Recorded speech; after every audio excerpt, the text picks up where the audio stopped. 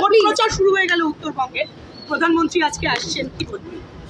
Vote তো আর কয়েক মাস পরে, ভোট প্রচারের বিষয় নয়। প্রধানমন্ত্রী ওখানে আজকে সরকারি উন্নয়নমূলক কাজও করতে আসছেন এবং পশ্চিমবঙ্গকে তিনি প্রচুর ডেভেলপমেন্টের স্কিম কেন্দ্রীয় সরকারের, সেটা তিনি প্রথম ইনগ্রেশন করবেন, ফাউন্ডেশন স্টোন লেইং করবেন, বাংলাকে দিতে আসছেন।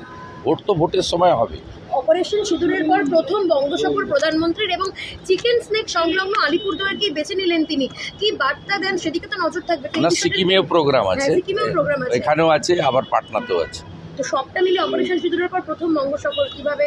এই জোনে উনি আসছেন, এই রিজিয়ন খুব গুরুত্বপূর্ণ ভারতবর্ষের, এবং এখানে যেভাবে বাংলাদেশে অস্থির অবস্থা তৈরি হচ্ছে বা অন্যান্য বিষয়, তাতে ভারত সরকারের তো নজর আছেই।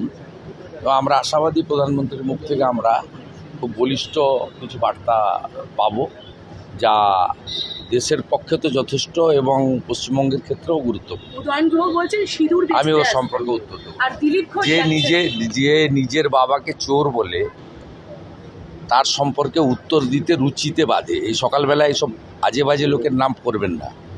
দিলীপ ঘোষ যাচ্ছেন না, দিলীপ ঘোষ এই আমি এর মন্তব্য করতে পারবো। আয়োজক আলিপুরদুয়ার জেলা বিজেপি, তারা বলতে পারবে তারা কাকে ডেকেছে কাকে। বাংলা